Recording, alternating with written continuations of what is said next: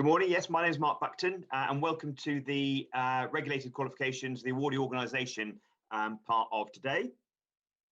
I'll do the first couple of slides, and then Paul and Andrew will take over on their bits. I think one thing I'd say is that normally we would combine this with our non-regulated course offerings, particularly our Site Right Construction CPD courses. However, Chris Carter-Rowlands will be doing a breakout at 1:15 today, just covering Site Right. And in case you don't know, Site Right is our construction short course CPD offering that covers plant, other trades, street works, but also has mental health, logistics, and health and safety in it as well.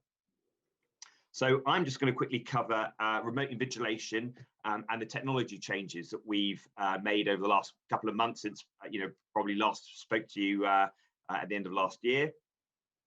Also going to cover a bit on teacher assessed grades, TAG, and what we're doing about that. And then finally, a quick update on quality assurance improvements that we've made. So moving on to remote invigilation. So we've been doing remote invigilation throughout the whole COVID period, really, and for well over 6 to 8 months now. And we started with just the third column there, NOCN invigilation, where we were doing one-to-one remote invigilation for our centres via Zoom normally on our Calibrand test platform. And obviously, because we have to employ an invigilator to do that, there is a charge to that. It's £15 per 30 minutes. But after the success of that, and obviously the issues around the fact that we were having to do the invigilation, the cost of that, and also the organising around it, due to centre feedback, we then moved on to centre invigilated one-to-one remote invigilation. Exactly the same, except for the centre is using their own invigilators for that function. And that makes it a lot cheaper. And actually, we just charge £180 for a 6 month license to the software, because obviously it involves software and bringing a number of bits of software together. And again, that's popular, but there are, it's still one-to-one, so it's still not a very high volume alternative for these times. So we then moved on to a very effective system, which is what we call observe, record, and review. Now, we're not saying that any part of that invigilation is invigilation. The invigilation comes from a combination of the observing during the assessment, and then the NOCN review of the recording afterwards. And putting those two together, that gives us, we feel, a very secure invigilation option remotely. So here, what happens is for NOCN observe, record, and review is we will have an observer who sets off all of the candidates in the assessment, will support them logging on, etc. And will also be there for support during the assessment. And then that individual is also observing to make sure that no individual is taking a photo, say, of our assessment materials, keeping them secure, and also interceding if they see anything of issue, say for an individual speaking to someone in the room or a child coming into the room, something like that, so that we don't have to then stop the assessment. Obviously, if you do see any issues, then we stop the assessment. And then afterwards, NOCN is able to go on to the recording and review how that assessment has gone. And actually, that's a very effective tool. We're able to see the voice recording, the sound recording, the video recording of the individual taking the assessment, and then also what they're seeing and doing on the screen. And by combining those, we have a very high validity to the security of observe, record, and review. And we think it's absolutely excellent. And that has been such a success that we've now, we're happy to roll that out to centres to do that themselves. Again, the advantages there is that you're using your own invigilators that you've already got, and you're able to book the assessments at a time when it's convenient for the individuals, chop and change, move things around, etc. And it's cheaper because you're providing the invigilator. So we're now rolling that out to more and more centres. And again, we think that's a really good. We've done well over 300 assessments where the centre does the observe and we do the record and review, and that's been very successful. So look at the financial side of the invigilation options. Obviously, the cheapest is is the centre doing the invigilation one-to-one. And that works out, you know, if you're doing 100 individuals at £1.80 each. If NOCN is invigilating, obviously there's a charge there. So, you know, as I said, and then record and review is also a very cost-effective option there. We can do it ourselves, but obviously we only have so many people who can do the invigilation. We're very keen for centres to start doing a lot more observe, record and review. And therefore we are offering a free session, free first session for any centres wanting to do that, to see how good it is and how effective it is. So if you are interested in that, then please do contact NOCN. So all of remote invigilation is quite complicated. That centre observe, record and review does require some training of the observers you'd expect to support before and during the remote invigilation and assessment, and therefore we've got a number of very, very good videos that you can watch in order to get that training and for us to be happy that you can be a remote invigilating centre. So I've got one of those videos there just to demonstrate. Computer.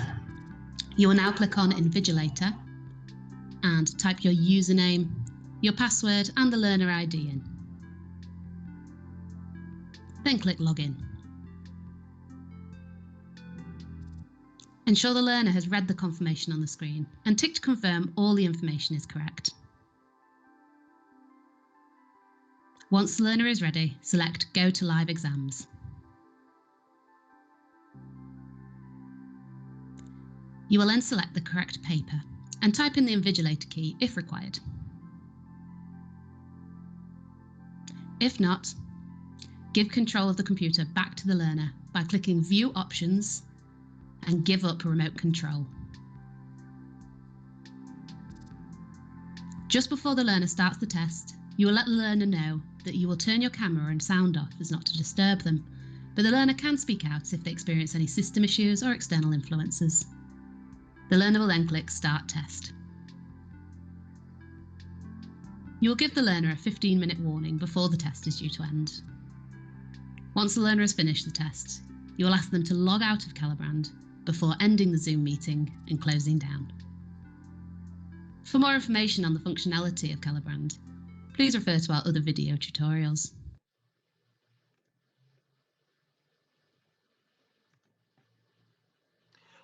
So that's kind of remote invigilation.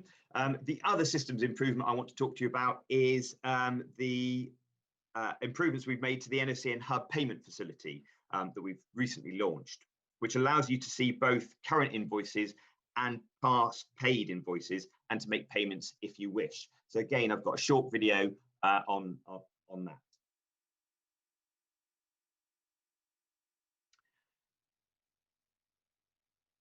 So once you've logged in, you'll see two choices, the dashboard and invoices. If you go to the invoices page, you'll see this is split between outstanding and paid invoices. If we look at paid first, it shows you all the information you need about past invoices, and you can click on them to see a PDF. All of these are downloadable by either clicking individually or selecting all of them, or just 2 or 3. And then these can be downloaded to your own system. So you're able to get all of your old invoices again, should you need. Looking at the outstanding invoices side of things, again, it shows you all the information you need and whether it's due for payment yet or not. So they're showing kind of the overdue, which bit of NOCN raised the invoice, etc., and the amount. There's the same download functionality as before. And by clicking on the invoice number, you can see a PDF giving all the invoice details.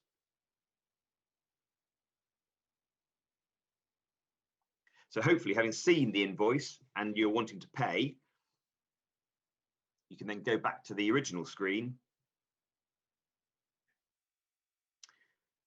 and select the invoices that you want to pay. And then by pressing checkout, this will take you to a payment screen. Once you're happy with the amounts,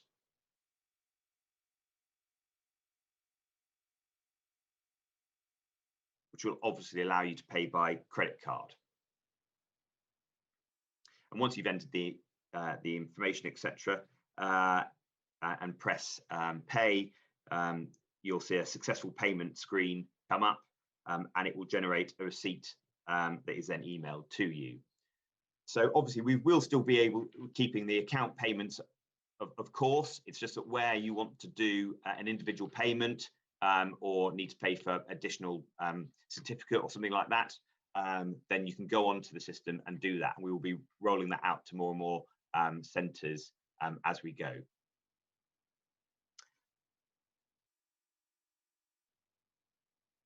So the third technical improvement I want to talk about is vLearn. Graham already mentioned it in his entry video, and Jordan is doing a breakout session on it later in the day. But it's a really, really good online learning system and tool, covering a number of things where we've offered in the past, but it's bringing a lot of those together. First off, it's a virtual classroom, offering all of the kind of virtual classroom that you'd expect in this day and age. It's a learner management system where you can add content and video and multimedia, where individuals can then either take themselves through it through a blended learning or be tutor-led. It's got an e-portfolio functionality, which is a very simple, easy to use e-portfolio to allow the collection of evidence for any sort of assessment that's required. It has a lot of digital content on it, and we will be adding to that all the time. I've got an example video to show you in just a second. It has tutor support materials, so that's where we'll be putting our assessment materials in the future, and also any schemes of work, lesson plans, etc., that we've developed in the past or in the future, where we can put it there to support the tutor. And it's also got a very good mobile phone app as well, and it's fully app enabled, and it has access to the kind of tutor monitoring that you'd expect of learners in order to be able to monitor an individual's learning through the system. And just recently added, it's also got Microsoft integration, so that you can log in through a Microsoft Teams account as well. But if you're very interested in that, obviously Jordan's session later on in the day is what you want to go to. And here's one of the example videos for you. Okay, so we're going to show how to spread the mortar onto the wall here now. So Naomi's going to demonstrate her way. Myself and a couple of other students are going to show their way of doing it as well. And so first of all, she's going to get the right amount of mortar there for a part and roll it into a nice parcel. So it puts some air in it, picks it up, and then she's going to place it on the wall, spread it. And she uses the end of her trowel here to do it. Excess, spread it on the back, and then nice and full on the front. And any more, you can carry on that. So Zach's going to show us also his way of how he lays the mortar onto the wall now. So go, Zach. Like I said, there's various different ways. The main thing is you're trying to end up with the same amount of mortar, same even thickness onto the wall. There you go. All right, so Luke's going to show us his way of how he spreads the mortar onto the board and onto the wall.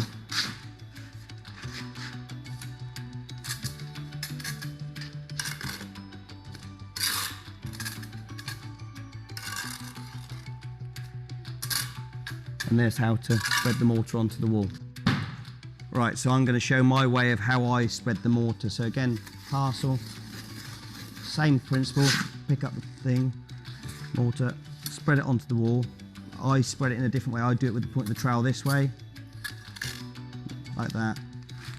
Take any excess off and place it there. And the main thing you're looking for is a nice even thickness of bed. The bed's 10 millimeters thick when you lay it. So you want about 15 to 20 mil bed, depending on what type of brick you're laying. So that was just an example of obviously a bricklaying video. We've got 7 in bricklaying. We've got 12 videos in carpentry and joinery, 15 videos in painting and decorating, and 9 videos in plastering. And as I said, we do intend to add to those and improve them all the time. They were developed with both industry and with centres, so they should be exactly in line with what you need. I will say I haven't got a slide for it, but we have improved and relaunched our mobile phone app for multiple choice assessment practice. This was very, very popular a couple of years ago. We have had a bit of technical problems with it, but we have now completely redesigned that and rebuilt it and are relaunching it at the moment on both iOS and Android. So you can go and have a look at that if you want.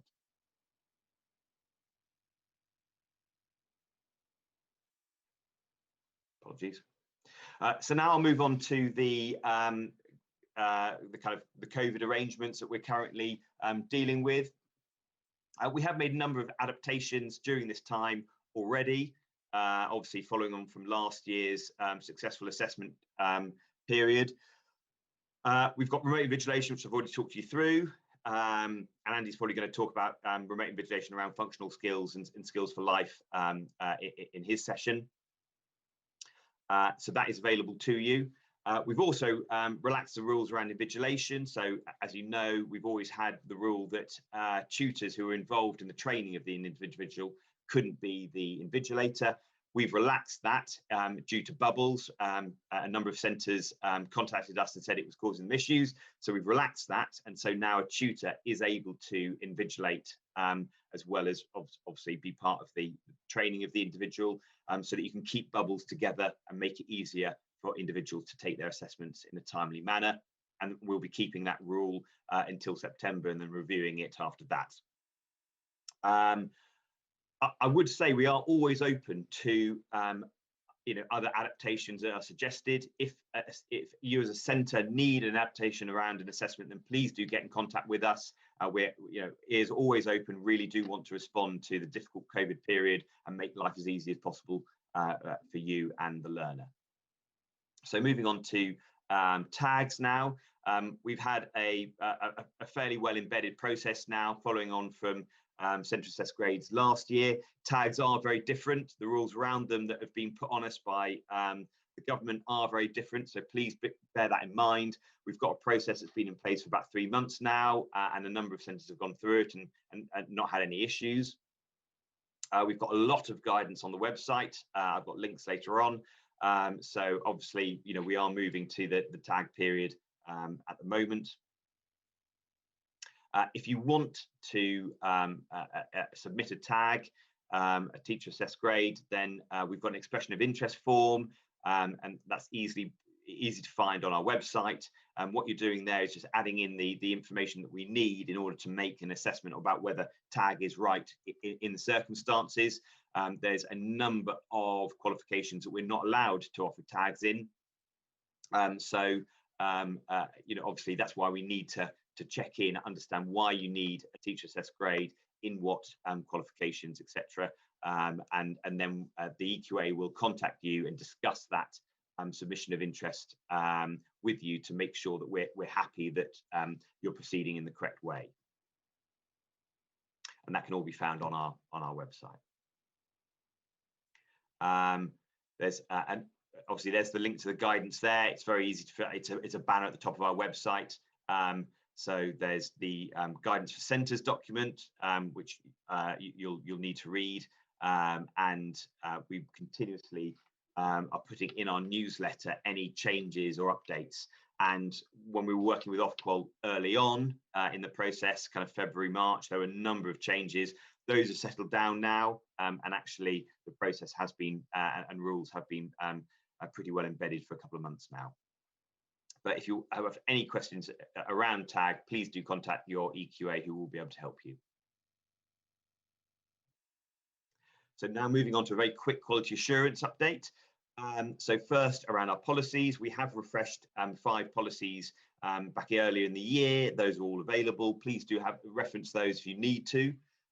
And actually we have just this week signed off the relaunch of the reasonable adjustments and special considerations policy and procedure and the registration and certification policy. So they'll be coming out on the website. Well, they're already out there, but we'll be discussing those with centres. A small number of changes. I don't think it's anything groundbreaking, but it's good to know that the policies are updated. We're continuously monitoring and we're continuously improving our policies and adapting them for the situation. And then moving on to our EQA work. We are still doing EQA visits. Obviously, when training is being done and qualifications are being claimed, we have to have a high level of quality assurance. These obviously are being done mostly remotely, although we have continued throughout the COVID period be doing site visits when they've been requested or if we've identified any sort of issues. As lockdown restrictions are eased, I think you'll probably see your EQA more often, and they'll be getting in contact with you to discuss what's better for you. Is it a remote visit? Is it a visit in person? But equally, if you want to discuss anything, please do contact EQA at any time. We have found that remote EQA visits are successful and achieve the quality level that we are expecting. So we are probably going to continue in the future around a blended learning, a blended EQA sort of policy, where we should be taking up less of your time by doing remote visits. It should be less onus on you, but where we need to do do face-to-face visits, we will be conducting those. If you've got any issues with that, then again, please contact your EQA. And I think just at this point, before I hand over to Paul, I would say that a number of the lessons we've learned through COVID, we actually want to keep to and roll on in a post-COVID environment. So remote invigilation, as Graham said this morning, we think that's a modern way of working. And we believe that the remote invigilation offers that we have are of such high quality that we would be happy to keep those going after COVID, because we believe that for the learner and for the centre and for the environment, actually there's benefit in doing that. And equally, in terms of remote working, remote EQA visits, engagement via Teams, etc., we will still be doing an amount of that because it is more efficient, and we found that it works better with centres, individuals, etc. So I hope that was useful. I'll now hand over to Paul for him to give you an update around more detailed about what we're doing and the improvements we're making with our qualifications.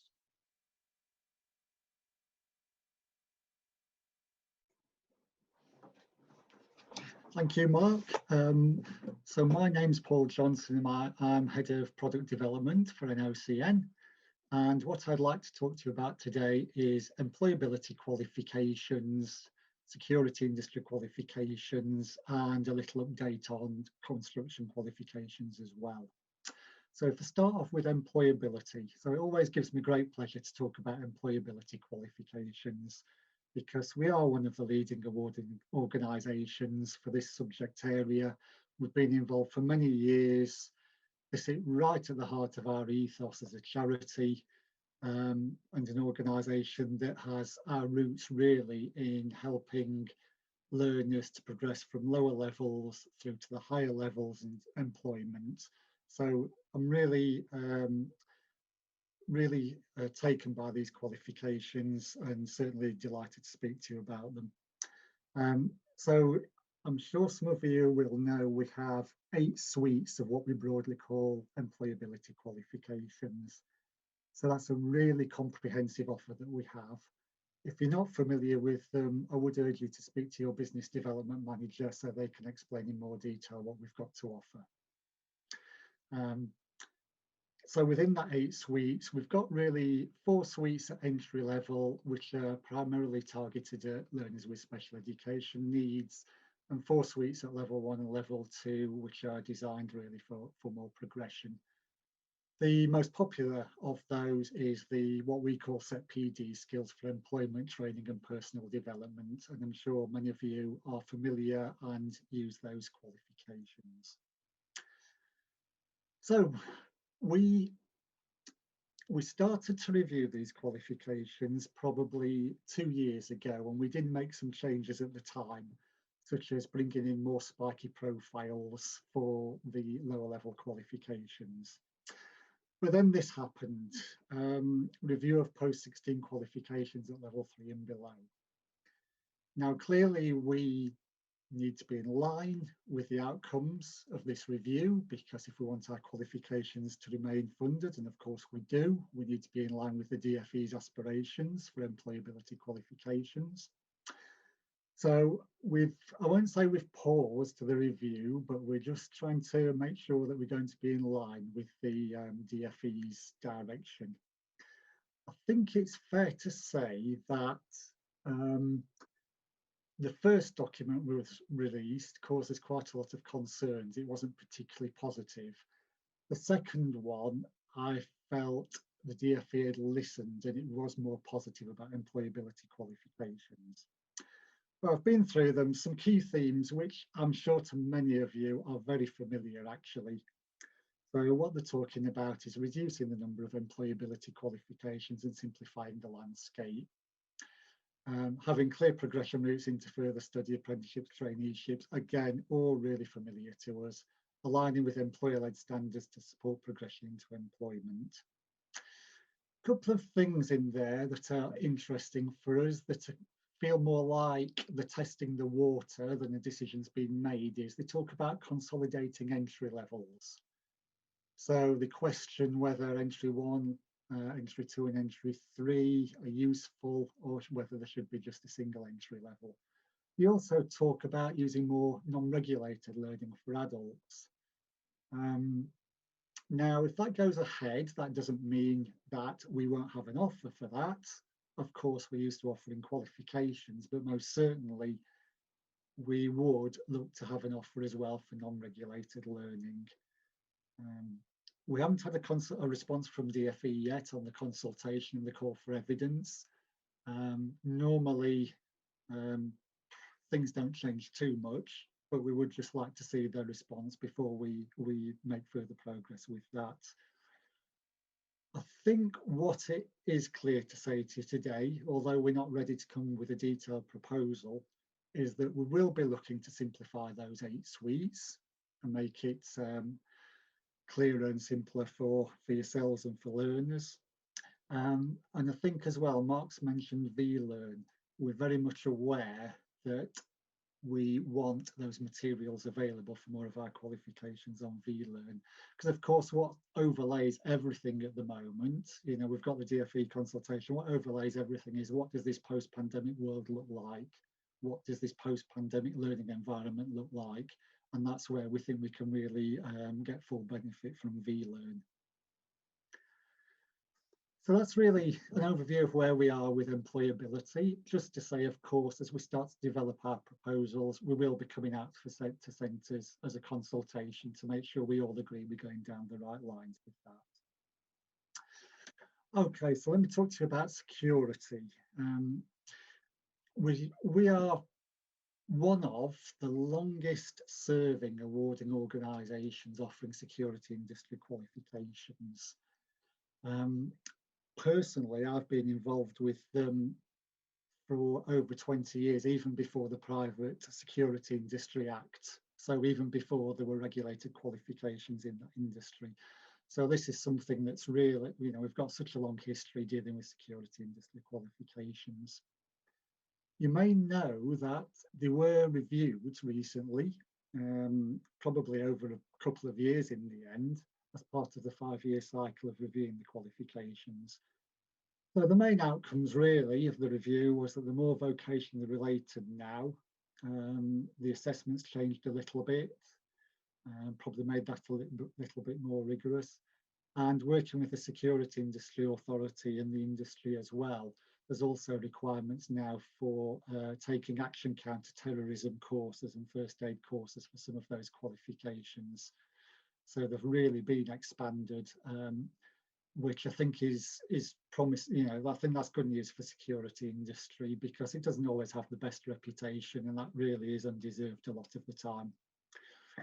So just to go through the slide, so the reformed license-linked security industry qualifications were launched in April. A huge amount of work went into that, and we were delighted with the launch. It all went really smoothly. That was partly down to support we gave to centres. So there was a series of webinars and additional support resources with our product manager for security. So he was able to really help centres understand the changes and help them transition to the reformed qualifications. Going forward, we want to continue that support. We want to continue that engagement with centres, continue that dialogue. So what we're planning now is that there's going to be monthly security talk drop-in sessions. There's going to be quarterly standardisation and training events for security centres, all to make sure that we are getting the feedback that everything's going as well as it can be, and to make any improvements we need to make. So license-linked qualifications are really important to us, but again, we're looking to grow this area of the business. So we've got a few ways that we're going to do that. So the first thing we're looking to do is introduce higher level qualifications for security professionals. The license-linked qualifications are at level 2. They're really entry level qualifications to get into the industry. But we want to do more than that. We want to offer those higher level qualifications to give people an opportunity to progress and to build careers for themselves in the industry. As well as the qualifications, we are involved with the endpoint assessments. So obviously endpoint assessments are really important at the moment. So we've got the level 3 security first line manager, and we're involved with the level 7 risk and safety management professional endpoint assessment as well. In addition to those, we are looking to do more endorsements and more assured programs. So those are programs that aren't regulated, but tend to be used for things like CPD. We see the future really, as well as being qualification related or endpoint assessment related, is that there's a continuing need for people to do that CPD to make sure they're up to date and they're doing the job in the best way they can. And then finally, probably a slightly longer term plan is to build on the success of our job cards business. So we've got a really successful part of the business that does job cards for the construction sector. And what we're looking to do is see if that can be applied to the security industry business, so that again, the people who work in there have this card that shows which qualifications they've achieved and the CPD they've undertaken. So that's where we are with security industry qualifications. I will just speak briefly about construction. The reason I said briefly is because there's a construction webinar on the 23rd of June, which I hope some of you have signed up for. And in that, our construction team will explain much more about recent developments, but I'll just give you a quick update now. So the first thing to say is we have a new level 2 diploma and extended diploma in construction. This really is a major upgrade of a previous qualification with updated mandatory content, a wider range of optional units, streamlined assessments. And one of the things we've done is make sure the health and safety unit is approved learning for CSCS cards. So what we're trying to do there is give people who are taking these qualifications a route into work immediately, because obviously that is the aim of the qualification, to get people into a good career. I hope some of you have seen the new way that we're doing construction qualifications, because it's taken, we went through a comprehensive review of this about 2 years ago, and it's taken us a long time to get these new products available. So what we've done in summary is, in the qualification specifications, we've now tried to include much more in there about delivery content and scope of training. The aim is to write in really plain English what we need centres to deliver, to make sure the learners get the learning they need, and to make sure, of course, they get the learning they need to pass the assessments. So if you haven't seen those new qualification specifications and the new way we present the content, I would urge you to have a look at those, because we think that's a major improvement. and it is something we're beginning to roll out across all our construction qualifications as we begin to review them. You just skip on to the next one, Mark, please. So just continuing the theme of what's happened and what's coming up. So the level 2 tiling qualification, that's the next one that will get the new look treatment. So that's good. That's an important qualification for us. And on a slightly different theme, we are looking to develop a plumbing unit, which we'll offer as optional units within other qualifications. Clearly, we have, within our qualifications, we have the mandatory units and the optional. The optional we like to use for things like giving learners the opportunity to do things like teamwork, and also something about related trades, if that's what they want to do. So we're looking to introduce a plumbing unit into some of the qualifications. So finally, as well, just to let you know, major upgrade of the level 7 NVQ diploma in construction senior management, and that was available from May 2021.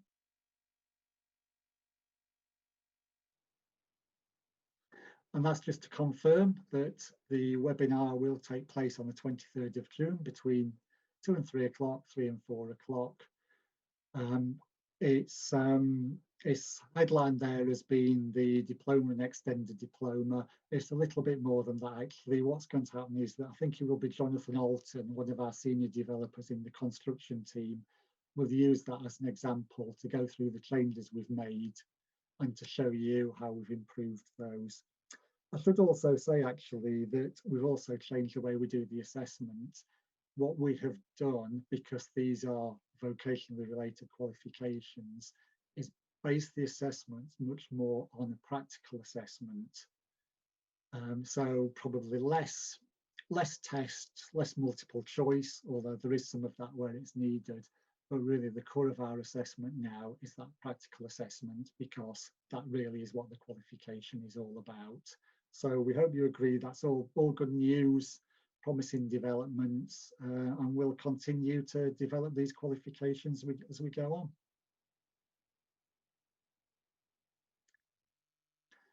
Okay, so I'm now going to hand over to Andy to talk about Skills for Life. Some really exciting things going on here at the moment, so I'm going to hand over to Andy to continue this presentation. Thank you, Paul. Yes, my name is Andy Costello, and I'm the Skills for Life Product Manager at NOCN. And that's the first thing I wanted to mention to you today is my role. It's a new role within NOCN, and I think that what it does is it demonstrates the commitment that our senior leadership team have to our Skills for Life products. One of the things that I am kind of going to be focused on in my new role at NOCN will be ensuring that the products that we have are as good as they can be, and they meet your requirements as centres. And I think one of the things I want to talk about in this section of the presentation is some of the improvements that we're looking to introduce. I also wanted to just let you know about some changes to the centre onboarding process within this overview part of the presentation, whereby we have really kind of looked at feedback from our centres and internally rejigged and changed the process of onboarding new centres and approving centres for additional qualifications. Almost completely. We've got a dedicated team now, so we really kind of have that hand that you need to make sure that adding a new qualification, becoming a centre, is as easy as possible for you. And then finally, what I want to do in the final part of this presentation is talk to you about some new qualifications that we have developed and are almost ready to launch. So the first thing to talk about is our functional skills products. We have, firstly, just to reiterate, we do have an online assessment offer now for functional skills qualifications, and linked to that is remote invigilation, so they can be remotely invigilated. And I've got a slide in a couple of slides' time that I'll talk through that in a little bit more detail. Some of the additional features which I mentioned in terms of improvements that we're looking to introduce with functional skills qualifications.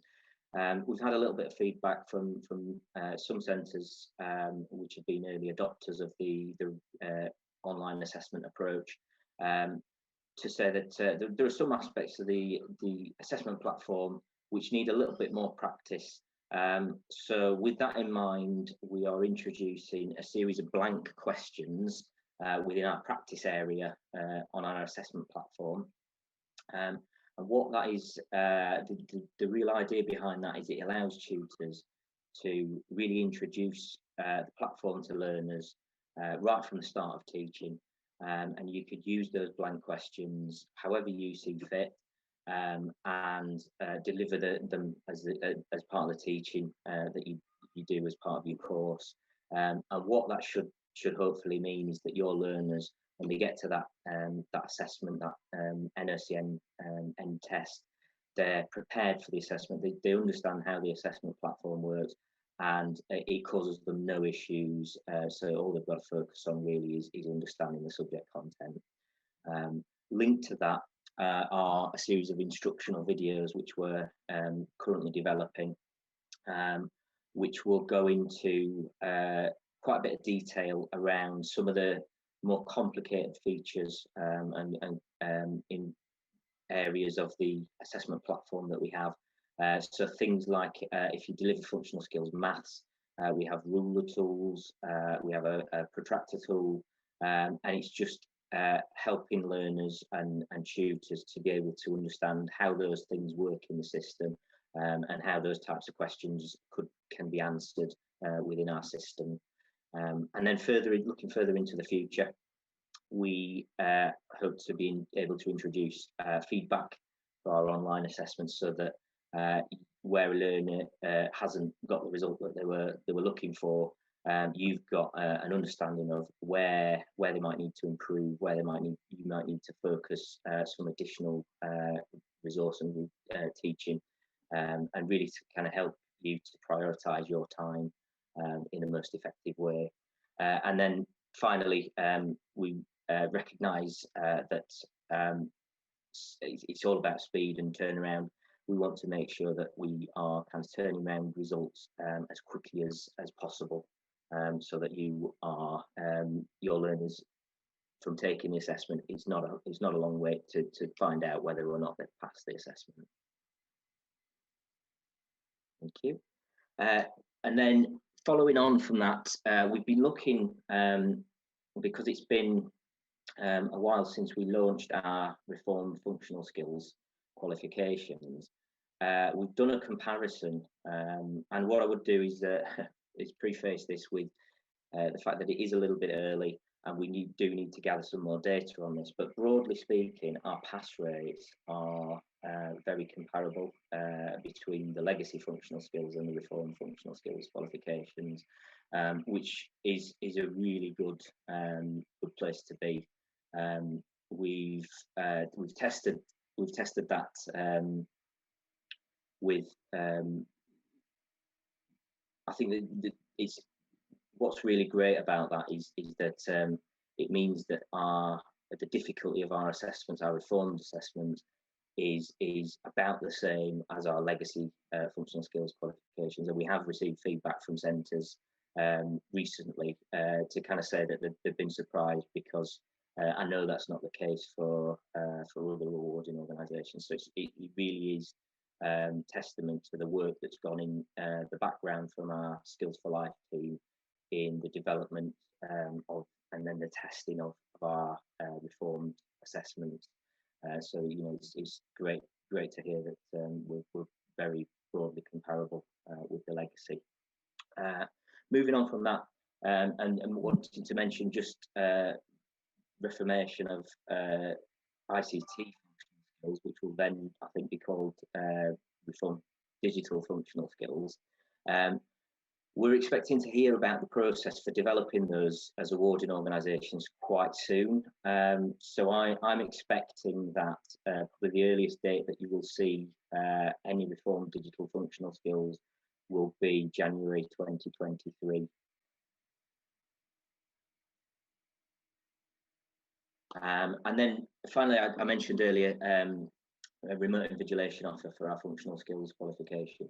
I just wanted to reiterate that we do have that available as an offer. We do have, for functional skills, we offer all 4 types of remote invigilation. So there's obviously the centre, the 2 centre options, which are the most cost effective for you, and then the other 2, which are NOCN driven, which really take the pain away from delivering the assessment. So if you've not got the resource, then that might be a good one for you to go for. But there are a number of benefits in terms of time-saving resources. It's safe and secure. We've really kind of tested the system to make sure it is fit for purpose. And it's easy. Hopefully, it's easy to book. We've spent a lot of time on the booking process, and depending on which option you choose, we think all our options are quite cost effective.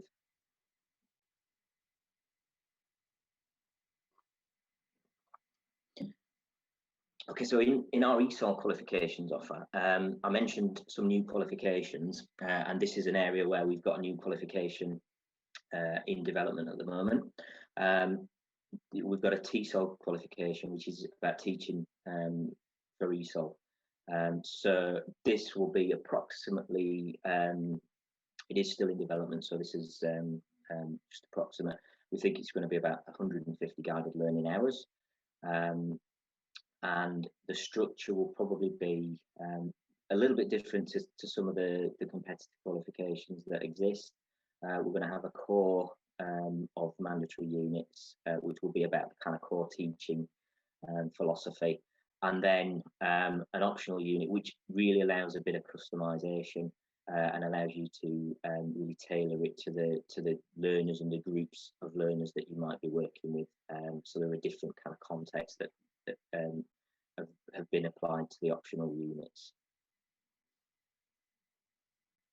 Moving on to digital, and I want to start with just a reminder for something that you probably all are aware of. On the 1st of August this year, ESFA will be withdrawing funding in England for the sector subject area ICT for users for many qualifications in this subject area. So if you are offering things like IT user skills qualifications or any other digital skills qualifications with NOCN or another awarding organisation, then it would be good if you're reliant on the public funding to think about where you might want to go with that and what you might want to switch that to. In terms of that leads me on nicely to the next point in this slide, which is about our essential digital skills qualifications, which will attract public funding. And I think these are one of the reasons why funding for those other qualifications is being withdrawn by the SFA. So our new qualifications, we've spent a lot of time designing them and getting them right. And I think we're at a point where we have done that. We've just literally 10 minutes before today's presentation received formal written approval from Ofqual for our qualifications. So we are approved, which means that I can confirm that we'll be making them available from September this year for new starts. They will exist at entry level 3 and level 1. Will be 45 guided learning hours each, and the assessment's going to be online. Because the digital qualifications, we really wanted to make sure that assessment was online. It felt like the right thing to do for this type of qualification, and as I mentioned, they're fully funded. One of the things I wanted to kind of just broach as a kind of a thinking point really for people is that you should probably consider combining these with other NOCN qualifications or other qualifications. So a couple of examples might be functional skills in maths or English. And given the sort of changing landscape with COVID-19, and there will be the fact that there will be a lot of people switching jobs who lost their jobs and might be going into other industries, combining with employability qualifications could be quite a useful thing to do. So just to get you thinking really about some of the potential combinations of qualifications that you could use to develop a kind of full program of study for different groups of learners. So going into a little bit more detail now about our essential digital skills offer, I wanted to talk to you about the assessment and the coverage that we have. We made the decision to cover the whole of the DFE's essential digital skills standards. So we cover the whole content. We've not omitted anything. We felt that all the content was really quite important to this type of qualification. What we have done is differentiated them in terms of the weightings. So at level 1, we put much more of an emphasis on the creating and editing skills area and the using devices and handling information. And we've done that really because we think that at level 1, you are starting to progress into the sorts of skills that you would use for work purposes. And I think creating and editing is probably one, as well as handling information and using devices. So we've put more of an emphasis in terms of the assessment on those areas.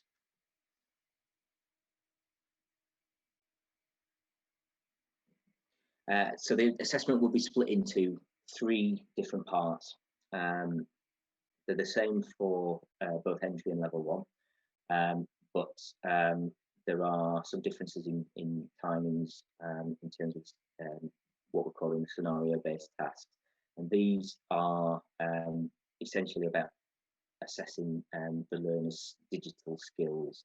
We'll supplement that by a knowledge test and a series of multiple choice questions, which will test their kind of underpinning knowledge.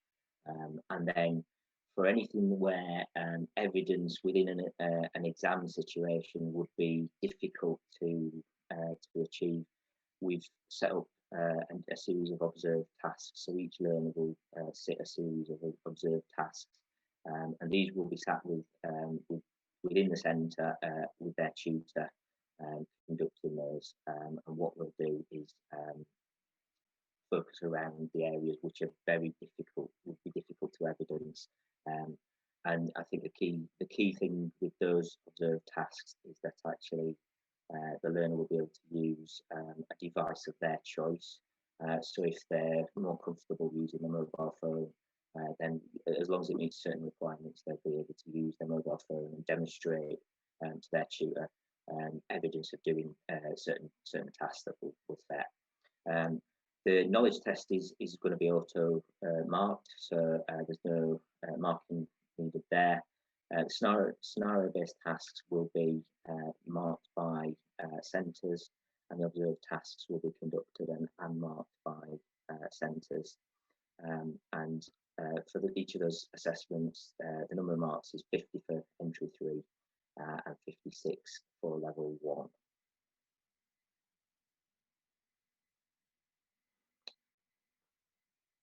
As I said, these are going to be online assessments. It will be a browser-based assessment, so there shouldn't be any downloads in terms of the assessment platform needed for a learner. It'll just be logging onto a browser. We do have a new screenshot tool which will be used alongside our assessment platform. That may require a download to install, but once installed, it will be very easy to use with our assessment platform. And that learners will use that to gather evidence and to show evidence of the tasks that we set in the scenario-based tasks section of our assessments. And then for tutors or centres who will be marking the learner learner assessments. We've got a new marker platform, which we've really tried to make to design something that is user friendly and is quick and easy to use. And we've tried to design our mark scheme for these new assessments to make it as easy as possible and as kind of without any kind of ambiguity or so anything that would help really delay the process of marking. So they should be really straightforward. And there's a little screenshot there of the marker system. What you'll see is the answer that the learner has given to a question. You will also be able to see the question details, and you've got the mark scheme. And all you have to do to allocate marks is click the little plus or minus boxes alongside the different areas. So it should be a really quick process to mark learner assessments.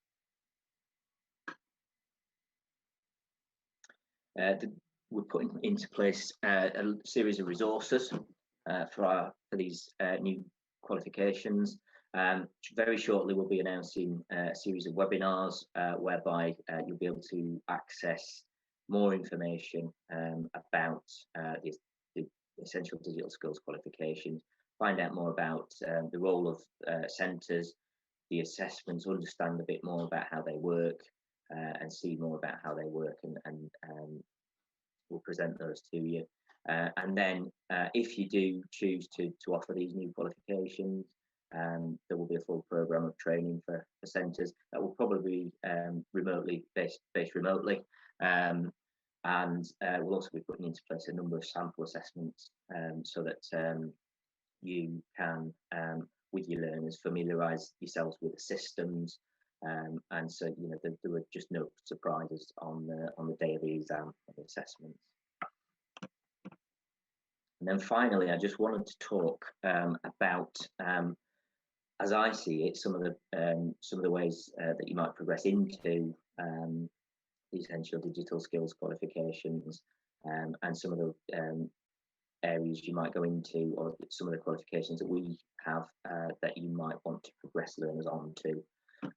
So firstly, progression into the award in digital basics has been designed, and unfortunately it is one of those qualifications that will lose funding, but it is a very short qualification that is designed to really get learners' confidence up. So if you do have learners that have never used IT or digital equipment before, it might be a really good one for you to think about, as a precursor to the entry 3 essential digital skills qualification. Now the entry 3 is designed for people with no skills in ICT or digital, but it might be that for some learners, some groups of learners, something prior to where there's an achievement might kind of be quite a useful tool for you. So that's just one to kind of keep in mind. And then moving on to progression from the essential digital skills qualifications. Now, depending on which qualification, which level of qualification someone's done, you could obviously progress into a level 1 if you've done the entry 3. But also we've got a few other different types of digital qualifications that will probably appeal to different types of working with different types of groups of learners. So the first is digital skills. These are our, if you like, reformed. We reviewed our IT user skills qualifications, and the level 2 award and certificate in digital skills is the kind of result of that review. So it's very similar in terms of it's very it's optional. All the units are optional, so you can really customize the program of learning for different groups of learners for those qualifications. So that's where you might choose that one. The IT, the functional skills ICT at level 1 or 2 is obviously a more kind of rigid structure. We've got a syllabus that you need to teach for those, and but that may be appropriate for certain other types of learners. And then finally, digital productivity qualifications, which we launched about 3 years ago. Those qualifications have much more of a workplace focus. So if you've got learners who are work ready or really looking to develop in the workplace, they're already working for an employer, these are the qualifications to choose. They do include, they've got to focus on the Microsoft Office products, and they've also include a unit that is on introducing learners to thinking more productively. So it's about helping them to think about how we use technology in the workplace, in the work environment, to the benefit and to make things more effective, more efficient. So they would be a good one for people who are in the workplace. And then finally, just to mention that we do have lots of other qualifications. If you don't think, if your learners don't need to necessarily develop further digital skills, then there are other work-specific qualifications that they can progress into.